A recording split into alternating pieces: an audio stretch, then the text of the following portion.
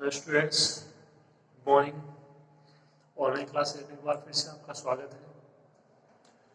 तो देखिए, अपन पढ़ रहे थे रोल प्रमेय। ठीक है, रोल प्रमेय में अपन ने जो उसकी फर्स्ट विधि थी उसके according F day C is equal to 0 proof कर दिया था। ठीक है, जिसे अपन लेके चले थे F C plus H less than equal to F C. उसके बाद का सारा प्रोसेस उसकी अवकलनीय तक परिभाषा बनाई थी केवल। ठीक है, तो एक सिंपल सा प्रोसेस था, कुछ ज़्यादा इसमें हार्ड नहीं।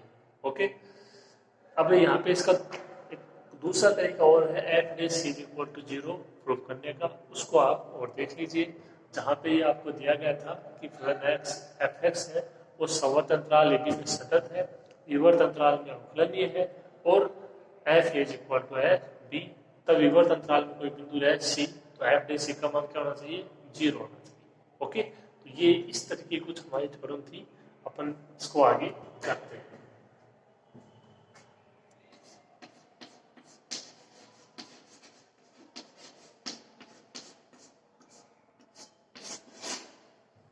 अपने को प्रूव करना है F day C is equal to 0।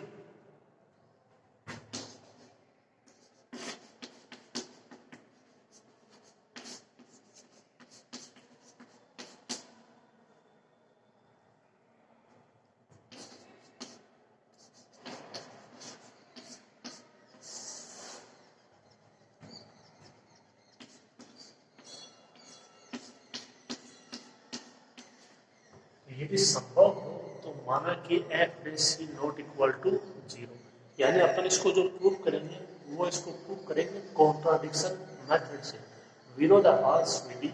और उसमें क्या होता है, उसमें आपको जो प्रूव करना होता है उसकी विपरीत कंडीशन लेके चलते हैं। प्रूव क्या करना है? F day C is equal to 0, लेके क्या करेंगे? F day C not equal to 0।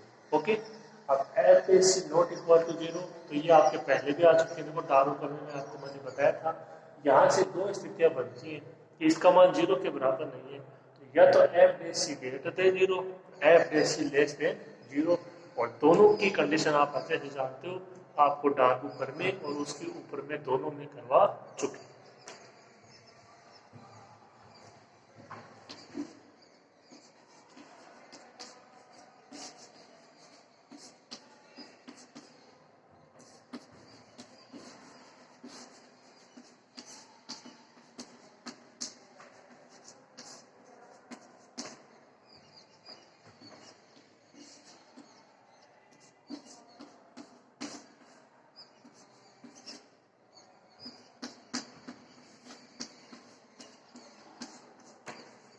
तब इनमें दो स्थितियां संभव है, F day C greater than 0, F day सी लेस देन 0। ओके, तो बारी बारी से दोनों की बात करते हैं। हालांकि ये हो चुका है पहले।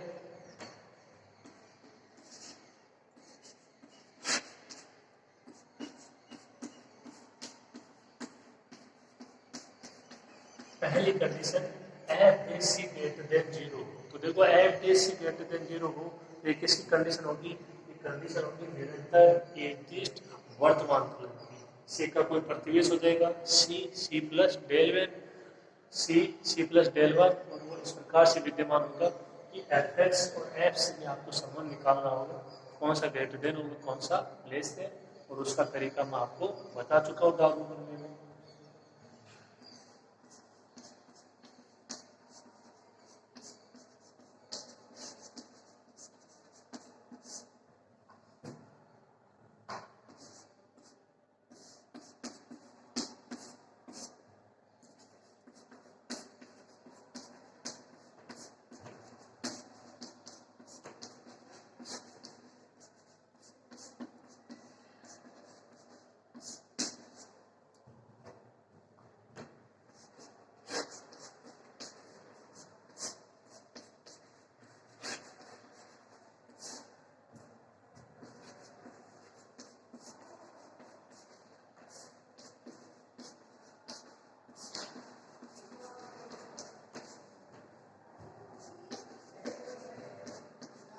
यही लैंग्वेज है, देखो सेम वहाँ पे भी यही थी। F is C greater than 0, C का कोई प्रतिवेश सी, सी प्लस डेल में इस प्रकार होगा कि जिसमें फलन है क्या होगा? निरंतर एक दृष्ट वर्तमान फलन होगा तब।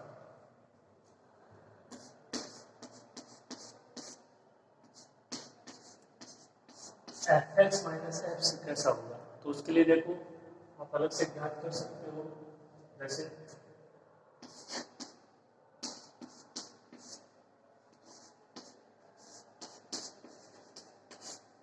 और यहाँ पे एक्स बिलोंग्स टू द इसमें सी सी प्लस डेल में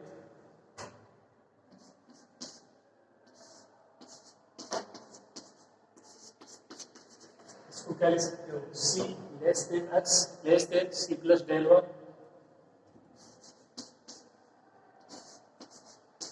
अपने को क्यों इससे मतलब है, C less than X, X greater than C, X minus C greater than zero. तो ये कंडीशन आ गई। इसकी परिभाषा देख लीजिए, एफ डेश सी की परिभाषा क्या होती है।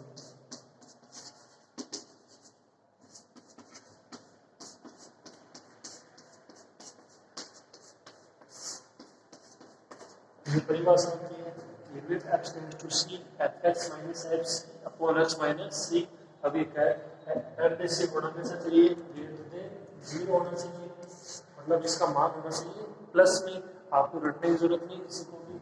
एक्स माइनस सी कैसा है, ये प्लस में है, इसका मान भी प्लस में होना चाहिए। अगर इसका मान माइनस में हो गया तो पूरा मान माइनस में, इसका मतलब f x minus F c कैसा होगा, ग्रेटर देन जीरो होगा। इस कंडीशन के लिए for all x belongs to c c plus del one, इतना आप हल करके दिखा सकते हो। ओके, ये थोड़ा सा आप कर लेना rough work.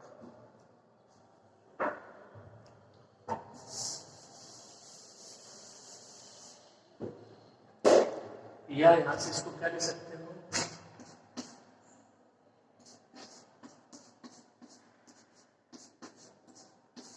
F x greater than F c, उधर चला जाएगा।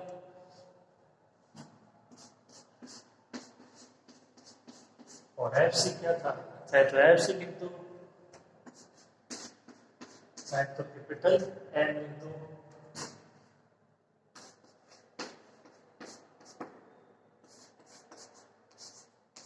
जहां एक्स क्या है ग्रेटर देन सी है। और इसका क्या मतलब हुआ, इसका मतलब ये हुआ कि एम है वो फलन एम का उच्चक नहीं है। उच्चक कंडीशन थोड़ी है, एम तो लेस देन हो रहा है। ओके, तो यहाँ से तो इतना प्रतीत हो रहा है कि कैपिटल एम है वो फलन एम का उच्चक नहीं है, जो कि किसकी कंडीशन है, विपरीत कंडीशन है, विरोधाभास की स्थिति है। इसका मतलब अपन जो लेके चले हैं f dash c greater than equal to zero, वो सत्य नहीं है। अर्थात f dash c not greater than zero. इसी प्रकार ये हो जाएगा f dash c not less than zero. तो इसका मतलब ये संभव नहीं है कि f dash c not equal to zero. तो संभव क्या है, f dash c equal to zero. ठीक है, दोनों ही तरीके आसान तरीके हैं, आप इनको आसानी से समझ सकते हो। ठीक है, शुरू करो।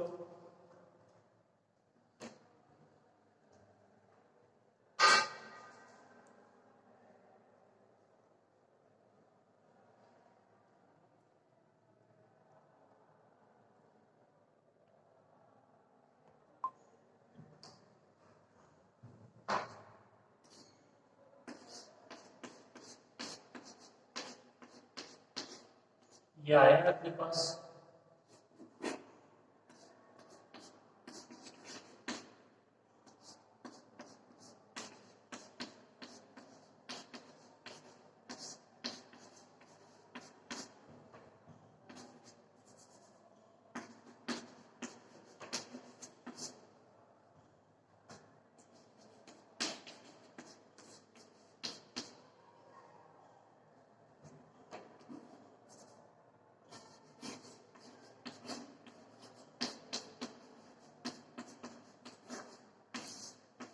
तो आप आसानी से यहाँ से देख सकते हो कि ये एम की फलन एम का उच्चक होने का क्या है, विरोधाभासी है। क्योंकि यहाँ से तो कैपिटल एम उच्चक हो ही नहीं रहा, ये तो निम्नक की कंडीशन आ रही है। इसका मतलब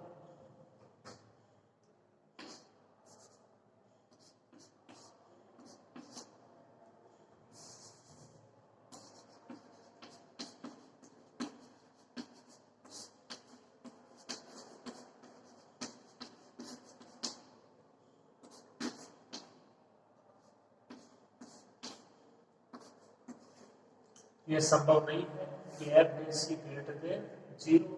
संभव क्या हो जाएगा, F day C not greater than 0।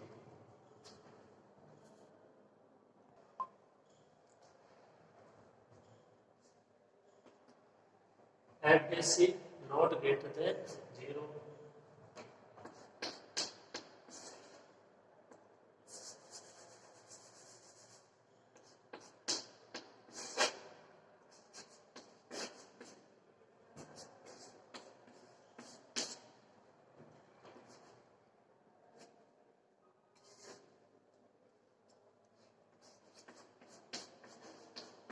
अब दूसरी कंडीशन, एफ डे सी लेस देन 0।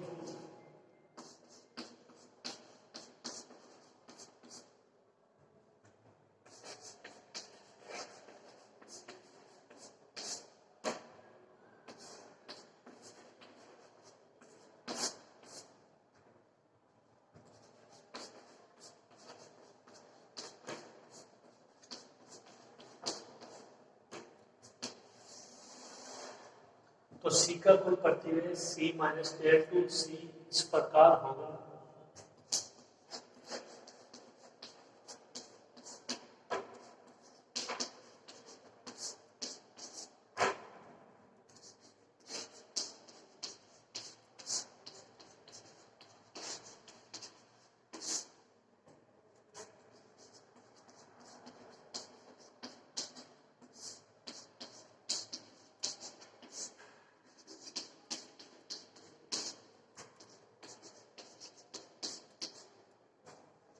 जिसमें फलन एफ क्या हो जाएगा आपकी बात, निरंतर एकदिष्ट हासमान फलन होगा।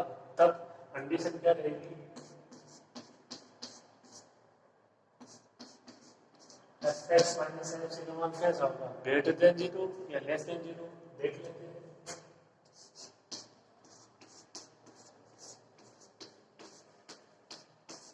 और X belong to C minus del two C.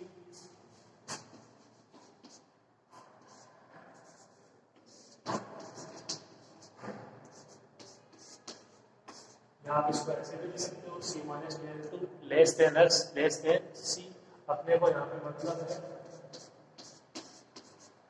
X less than सी से एक्स माइनस सी लेस देन 0। एफ डे सी की परिभाषा को आपको मालूम ही है।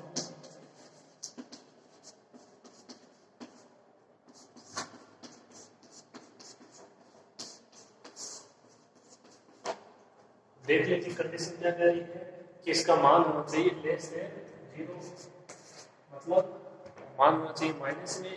अब एक्स माइनस 0 मान है लेस देन 0, मतलब ये मान है माइनस में। अब यदि ऊपर वाला मान माइनस में हो जाएगा तो ये माइनस माइनस प्लस, और ये कंडीशन सेटिस्फाई नहीं हो पाएगी। ये मान है लेस देन तो ये मान होना चाहिए ग्रेटर देन, मतलब ये प्लस में होगा ये माइनस में होगा, पूरा मान माइनस में, लेस देन 0। तो यहाँ की कंडीशन क्या रहेगी, F x minus F C greater than 0। Okay,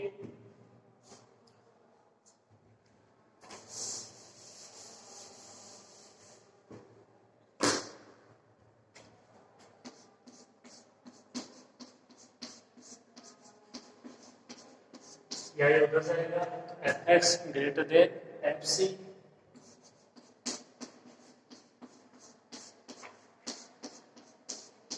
या F x greater than N,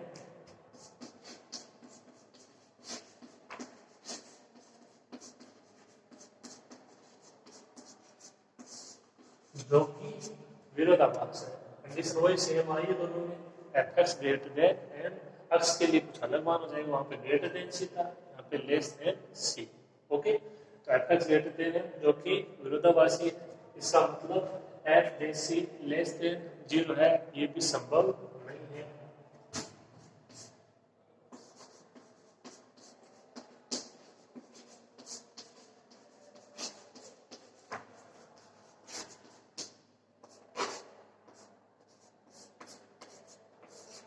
ये संभव नहीं है कि एफ डे सी लेस देन 0, तो क्या हो जाएगा फिर,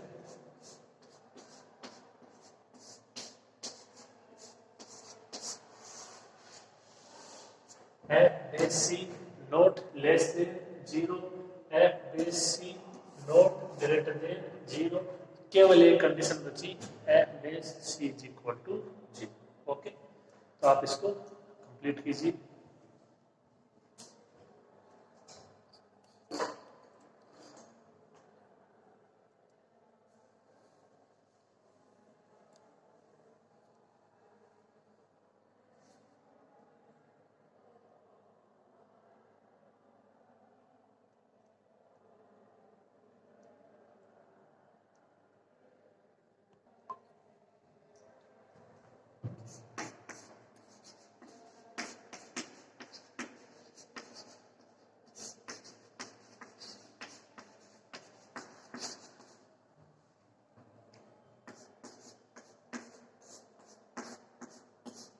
इसका मतलब यहाँ पे ये संभव नहीं है कि f base c not equal to 0, और ये संभव नहीं है, तो क्या संभव है फिर?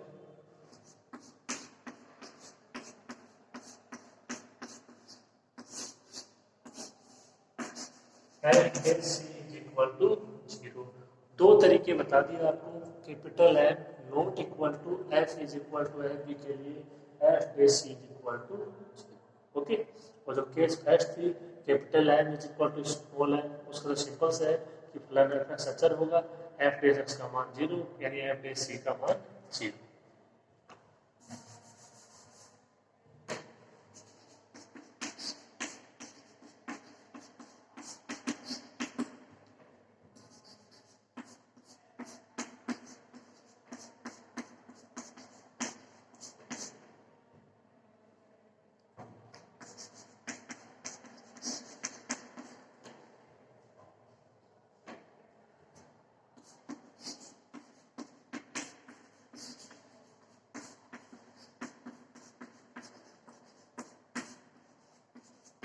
इसी प्रकार से small n not equal to f is equal to F b के लिए क्या सिद्ध किया जा सकता है?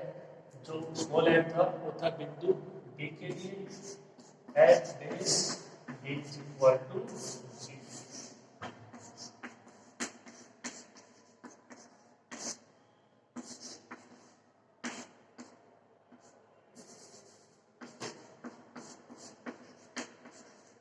ये C belongs to AB और ये D belongs to AB। ये यहाँ पे थ्योरम है वो कंप्लीट होती है। ओके, इसके अलावा देखिए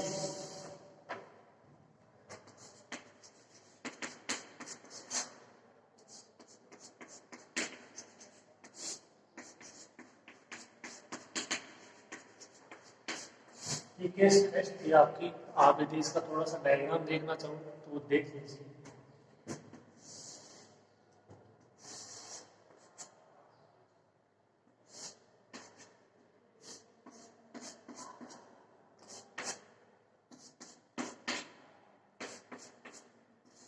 ये एक्स एक्स, ये वाई एक्स और ये मूल बिंदु 0 ओ 0 0।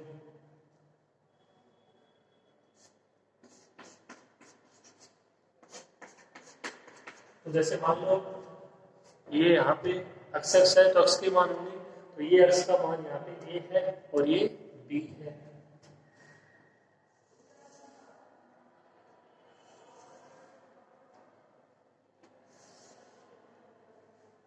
ये एक्स बराबर ए है और जो आपका फलन है वो आप इस तरीके से भी अप्लाई कर सकते हो वाई को एफ एक्स। तो ये ए है तो ये यहाँ पे मान होगा किसका? वाई का। एक्स का मान ए है तो ये मान क्या हो जाएगा? F A. जैसे आप इसको बोलते हो बिंदु ए, इसको बोलते हो बिंदु बी, तो जो बिंदु ए है उसके निर्देशांक क्या देंगे? पहला एक्स का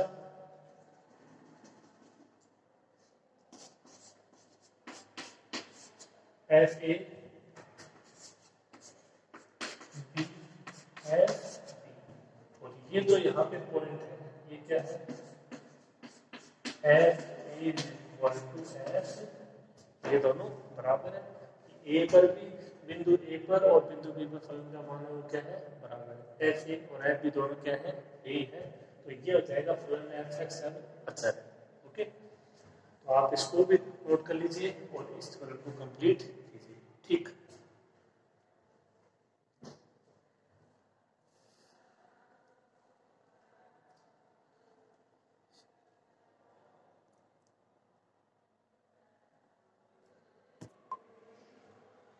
आगे देखिए, आगे है रोल परमे का बीजीय अर्थ, और ये आपको ध्यान से समझना है क्योंकि इससे आगे के जो एग्जाम्पल है, क्वेश्चन है जो रोल परमे पे आधारित है, वो यहाँ से एक क्वेश्चन हर बार एग्जाम में आता है रोल परमे के बीजीय अर्थ से। अगर ये आपसे प्रूफ पूछता है तो आप इसको कर देना, और अगर एग्जाम्पल आता है तो वो बीजीय अर्थ से ही आएगा। होता क्या है देखिए आप,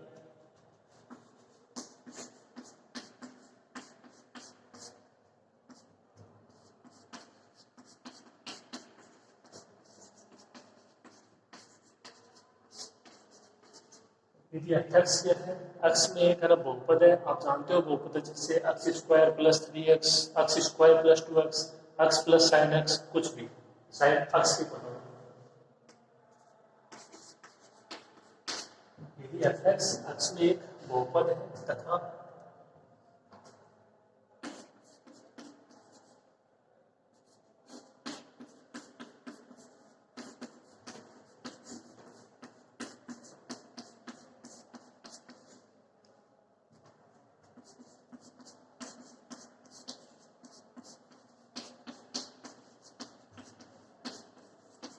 x is equal to A और x is equal to B, समीकरण F x is equal to 0 के कोई दो मूल है।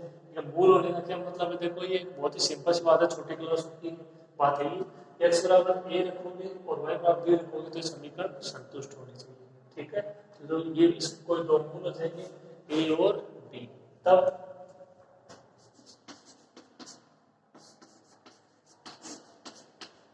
समीकरण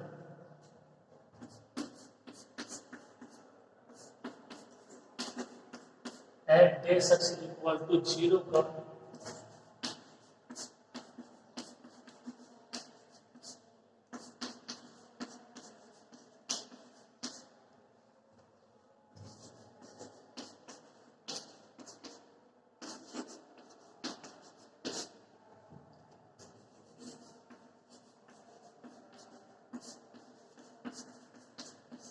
ये स्टेटमेंट है। देखिए तब समीकरण f at base equal to 0 का मतलब ये जो समीकरण है इसका आप एक्स के सापेक्ष अवकलन करते हैं, एक्स का f base x is equal to 0, यहाँ पे तो कोई फर्क नहीं पड़ेगा, का कम से कम एक मूल।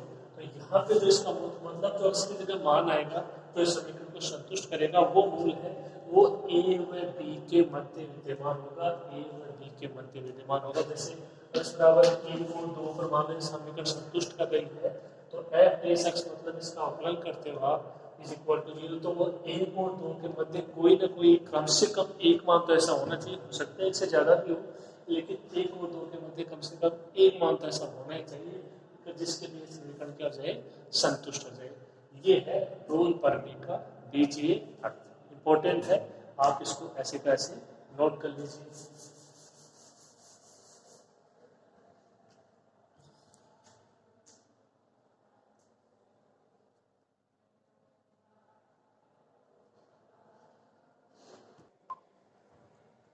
अब अगला पॉइंट है रोल परमे का ज्यामितीय अर्थ। तो ज्यामितीय अर्थ के जो आपको डायग्राम बनाना है जब फलन एफ एक्स अचर हो और फलन एफ एक्स है वो अचर नहीं है। ठीक है, जैसे एक तो अपन ने केस टेस्ट ली f x is equal to k, और एक में अचर नहीं है कि भाई तो कैपिटल एन के बराबर है या स्मॉल एन के बराबर है। देखिए आप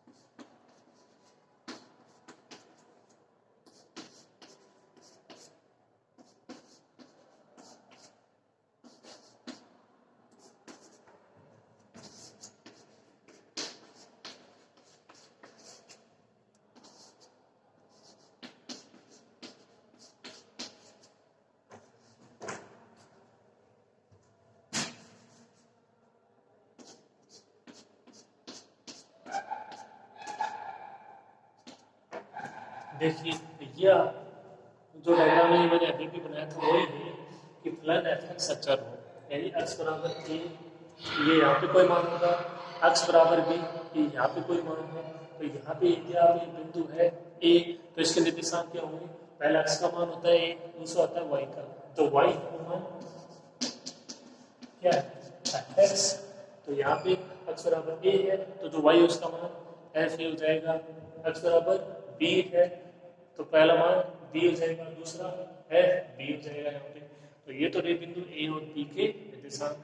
यहाँ से निष्कर्ष क्या निकला, देखो ये आपको जो रेखा दिखाई दे रही है, ये रेखा क्या है, ये एक्स के समांतर है और ये इसकी ज्यामिति की व्याख्या होगी। ओके, तो जब फलन एफ एक्स है तो एक रेखा ए बी विद्यमान होगी जो कि क्या होगी, एक्स के समांतर कोई रेखा होगी। ठीक है, देखिए लिख देते हैं इसको,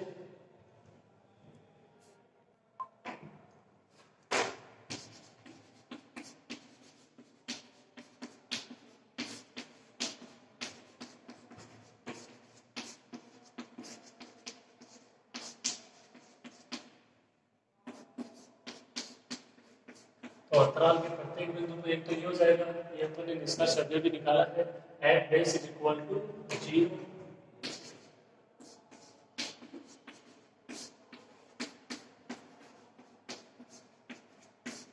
एंड फलन का जो आरेख है वो कैसा होगा,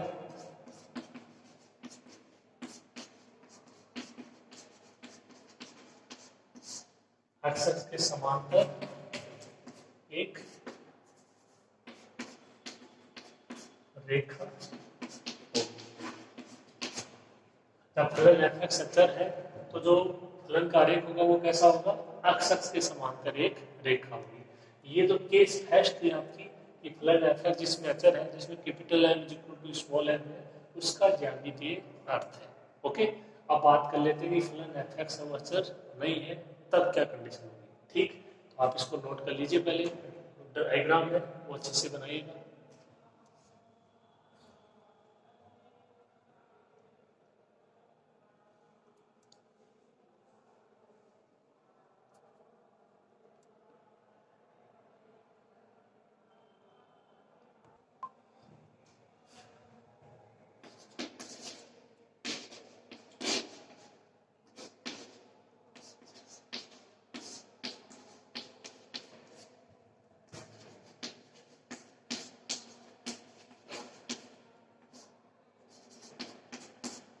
यदि फलन एफ एक्स है वो अचर नहीं,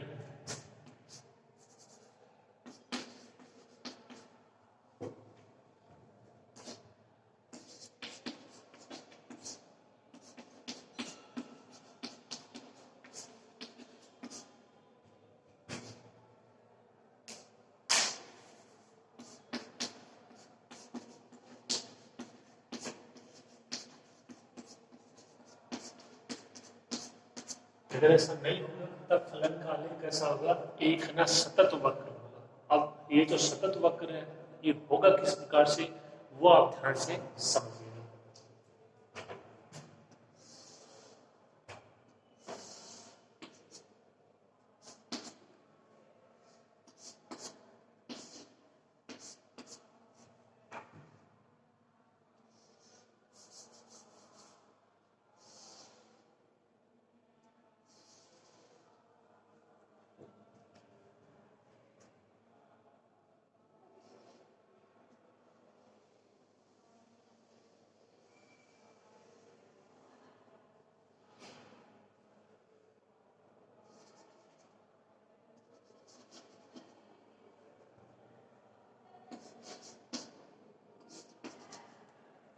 ये आपका बिंदु ए और ये बिंदु बी,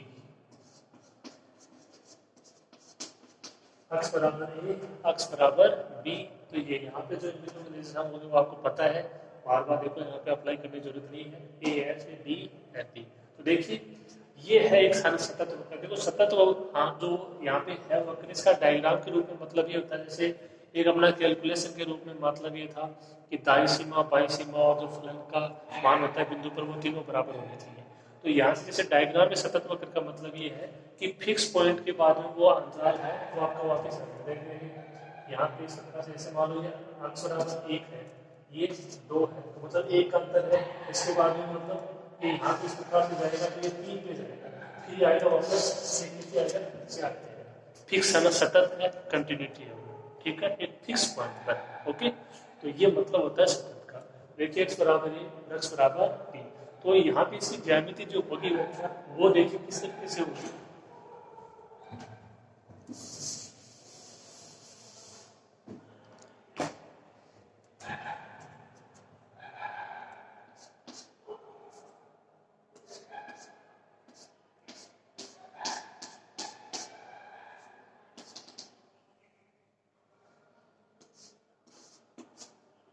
ये कोई बिंदु P1 है, यानी A और B के अलावा कोई एक ऐसा बिंदु होगा P जिस पर कोई स्पर्श रेखा होगी, वो क्या होगी, अक्ष के समांतर होगी उस सतत वक्र पर। यहाँ पर जो आपका ये फलन है f है, उसमें मान देखो पहले क्या है, पहले मान हमारा बढ़ रहा है और फिर क्या कर रहा है, कम हो रहा है। इसी प्रकार एक कंडीशन होना चाहिए कि पहले मान होगा कम और फिर क्या होगा, अधिक होगा। ठीक है, तो 2 कंडीशन हो जाएंगी कि फलन का मान पहले बढ़ता है, फिर घटता है, फिर घटता है, फिर बढ़ता है, लेकिन वो हर कंडीशन में क्या रहेगा, सतत रहेगा। और बिंदु ए और बी के अलावा कम से कम एक ऐसा बिंदु अवश्य होगा जिस पर जो स्पर्श रेखा, देखो स्पर्श रेखा वो क्या होगी, अक्ष के समांतर होगी।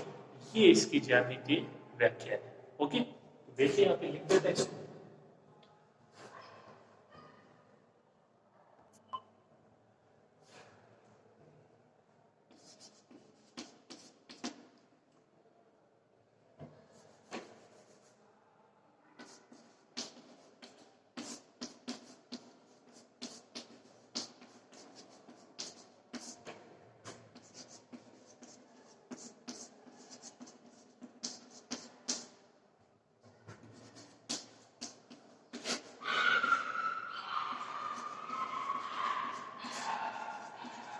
यहाँ फलन f का मान पहले बढ़ता है फिर घटता है।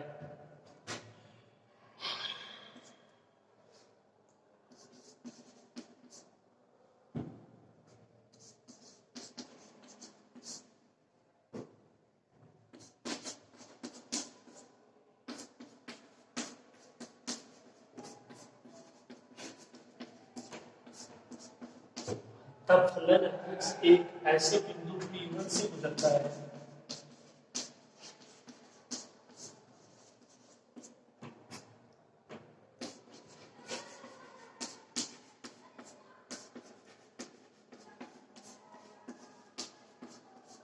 P1 से गुजरता है जिस पर स्पर्श रेखा है वो अक्ष के समांतर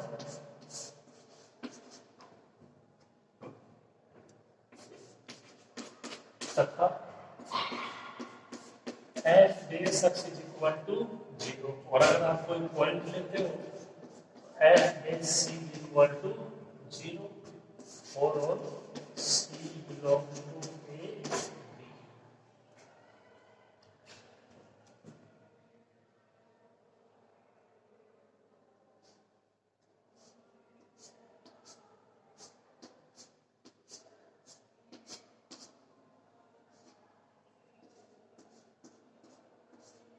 इसको C1 बोलते थे क्योंकि एक और बनाई जाती है उसको C1, लेकिन आप उसी से इसका निकालिए जो C है वही। ठीक है, इस तरीके से तो ये आपका हो जाएगा से C1 और जैसे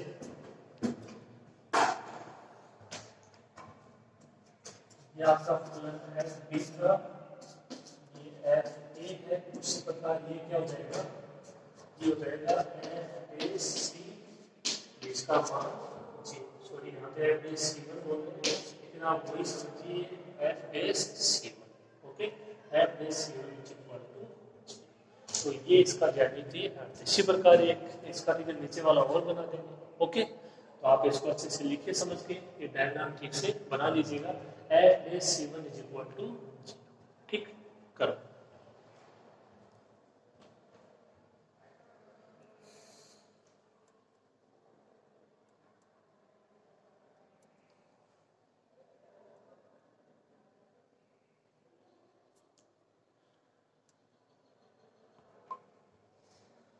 देखिए इसी प्रकार से दूसरा बना देंगे अपन।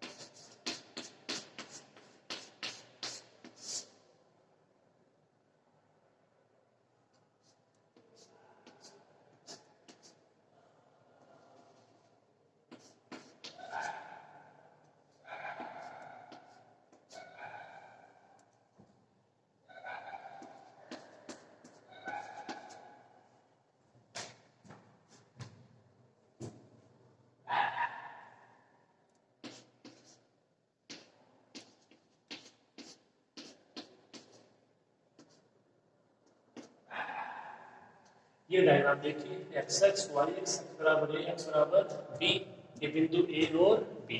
अब जो आपका सतत वक्र जैसे वहां पे था तो वैसे आएगा, तो वो रूप में इस तरीके से, ठीक है। तो ये यहाँ पे मान लो आया था P1 पे, अब कोई बिंदु हो जाएगा P2, और इस पर भी जो स्पर्शिका होगी वो अक्ष के समांतर होगी। ये इनके बीच में कोई बिंदु C2, तो F डैश तो C2 उसका मान 0। ओके, कुछ खास नहीं है, बस जो आपका वक्र u था अब वो u हो गया, वो इसी प्रकार चलता जाएगा एक कंटिन्यूटी फंक्शन के रूप में, सतत फलन के रूप में, तो वो हो जाएगा सतत वक्र।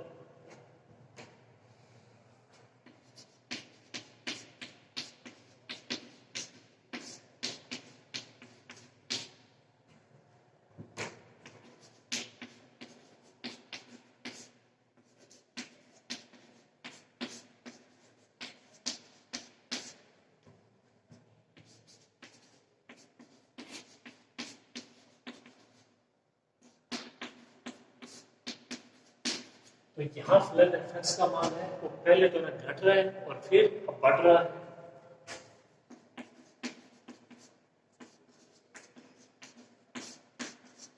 फलन f है वो बिंदु P2 से गुजरता है,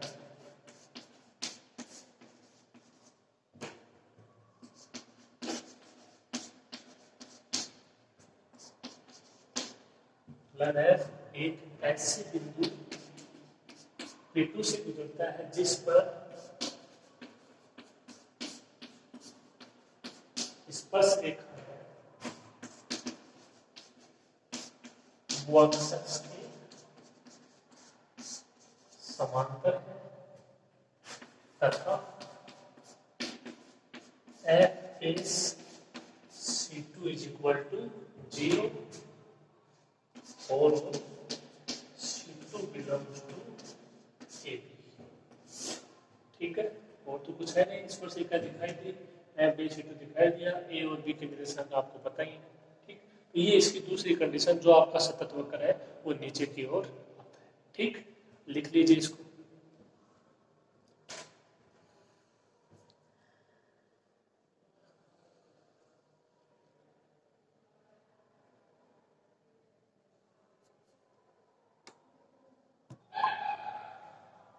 अब देखिए जो अपन ये दो डायग्राम बनाए हैं दूसरी कंडीशन के, इसको सम्मिलित रूप से बनाते हैं, और ये एक आप इसका बोल सकते हो टोटल है, वो ज्यामितीय अर्थ आ जाएगा मिला के। ठीक, देखिए एक टोटल ऑफ जो डायग्राम बनाओगे वो किस तरीके से बनेगा।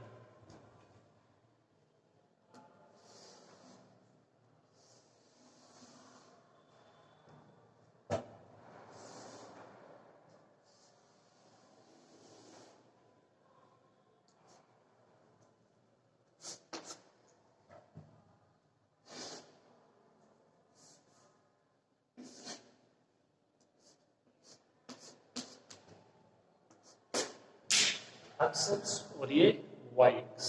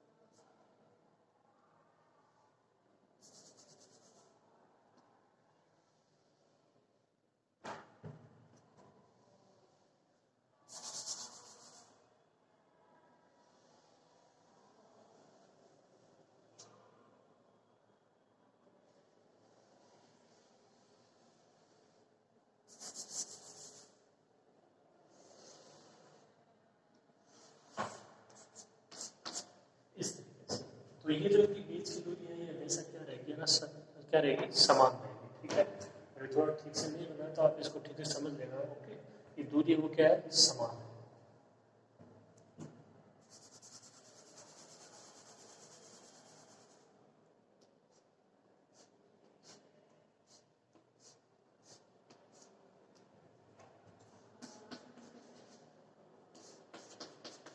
ये x बराबर है और x बराबर b, तो ये कोई तीन वक्र यहाँ पे बन रहे हैं। तो देखिए किस तरीके से होगा।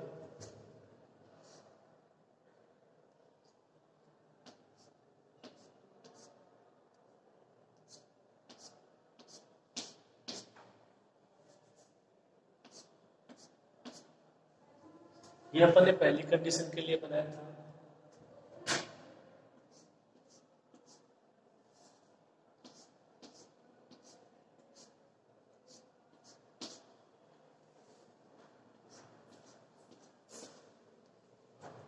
ये अपन ने दूसरी कंडीशन के लिए बनाया था।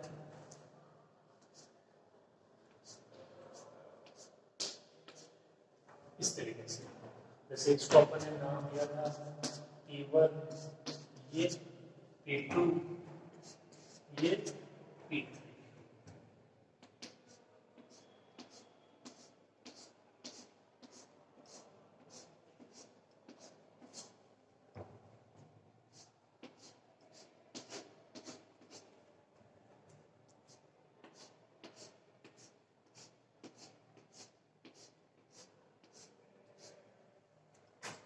अब जैसे ही अपन ले बिंदु, तो आप इसको C1 ले सकते हो, इसको C2 ले सकते हो, इसको C3 ले सकते हो। ओके, यहाँ पे क्या होगा, f dash C1 is equal to 0, यहाँ पे f dash C2 is equal to 0। इसी तरीके से यहाँ पे भी क्या हो जाएगा, f डेश टू 0। ये आपके रोल करने का ज्यामितीय है। और तीनों पे क्या हो जाएगी, स्पर्श रेखा, और ये आपका बिंदु ए समझ सकते हो आप, और ये बिंदु बी समझ सकते हो। ए के निर्देशांक ए एफ ए, बी के निर्देशांक बी एफ बी, और ये एक्स बराबर ए और बी के मध्य कोई तीन बिंदु। एक बिंदु तो सी बोल दो, एक से अधिक है तो C1, C2, C3 इस तरीके से बोल सकते हैं। और रोल पर भी वही होगी, F dash C is equal to 0। C की जगह C1 है तो एफ डैश C1 बराबर 0, एफ डैश C2 बराबर 0, एफ डैश C3 बराबर 0। तो इसका जो स्पष्ट रूप से ज्यामितीय अर्थ है वो देखिए, मैं लिख देता हूँ यहाँ पे।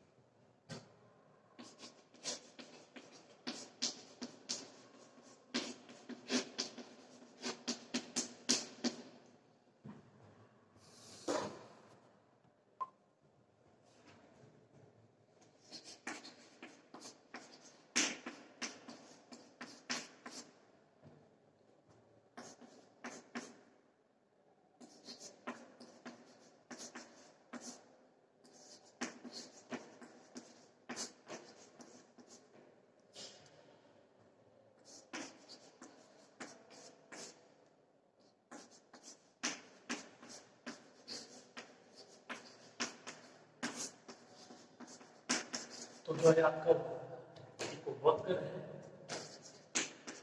यानी y is equal to f x, इसके प्रत्येक बिंदु पर स्पर्श रेखा विद्यमान होगी। तो यहाँ देख लो, यहाँ देख लो, यहाँ देख लो,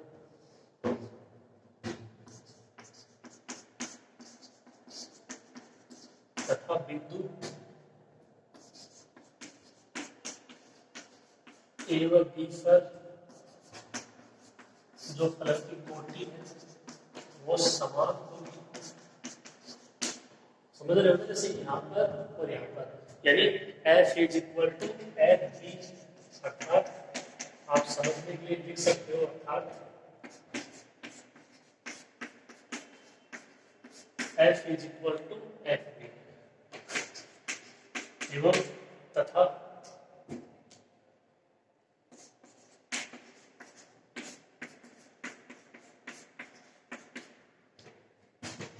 फलन एफ एक्स के आरेख पर बिंदुओं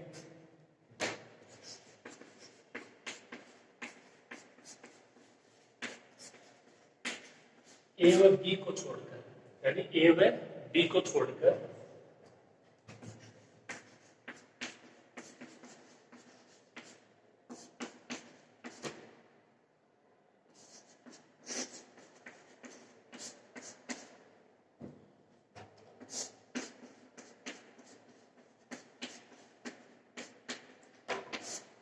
कम से कम एक बिंदु P और एक से अधिक भी हो सकते हैं, P1, P2, P3। आप इसको P1 भी लिख सकते हो, आपको समझ में आएगा। यानी एक है तो P बोलो या P1 बोलो, एक से अधिक हो जाएगा, P1, P2, P3, आगे भी इसी प्रकार जो कि ये बनता ही चला जाएगा। तो देखो क्या कह रहा है कि फलन f(x) के आरेख पर बिंदु A व B को छोड़कर कम से कम एक बिंदु P1 या P, आप जो भी बोलो। और देखो कम से कम का क्या मतलब है कि एक से अधिक भी हो सकते हैं। कम से कम एक बिंदु P1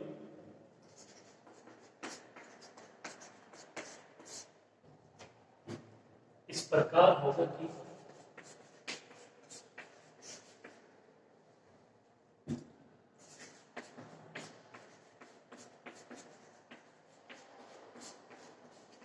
इस पर जो स्पर्श रेखा है वो हर बार क्या रही है, शख्स के समांतर। ये इंपॉर्टेंट है कि इस पर स्पर्श रेखा है वो शख्स के समांतर है। ये इसका ज्यामितीय अर्थ एक पॉइंट के लिए भी है, 2 के लिए भी है, 3 के लिए भी है, इसी प्रकार से आगे भी चलता जाएगा। तो देखिए रोल पर का ज्यामितीय अर्थ क्या है, y बराबर f(x) के प्रत्येक बिंदु पर स्पर्श रेखा विद्यमान है। ठीक है, ये आपका विभक्तर है, इसके प्रत्येक बिंदु पर क्या है, स्पर्श रेखा विद्यमान है। इसके अलावा बिंदु ए व बी पर कोटि समान है। यहाँ पे देख सकते हो एफ ए एफ बी और दोनों यही है, बराबर है, f is equal to F b. फलन एफ एक्स के आरेख पर बिंदु ए व बी को छोड़कर, यानी इसको छोड़ते और इसको छोड़ दे तो कम से कम एक बिंदु P1, इसके अलावा भी हो सकते हैं P1, P2, P3। इस प्रकार होंगे कि इस पर, यानी बिंदु P1 पर स्पर्श रेखा है वो अक्ष के समांतर है। तो सिंपल वे में आपको ये समझना है कि चाहे एक बिंदु हो चाहे 2 बिंदु हो, किस पर जो आपका है वक्र y बराबर f(x), उस पर जो स्पर्श रेखा है वो क्या होगा, अक्ष के समांतर होगी और उस पर f डैश c का मान 0, यहाँ पे c बिलोंग्स टू AB, अंतराल AB। ठीक है, आप इसको कंप्लीट करोगे ज्यामितीय अर्थ को। उम्मीद करते हैं आपके समझ में आ गया होगा। ठीक, आज की क्लास में इतना ही। उम्मीद करते हैं आपको ये अच्छे से समझ में आ गया होगा, और बाकी नेक्स्ट क्लास में।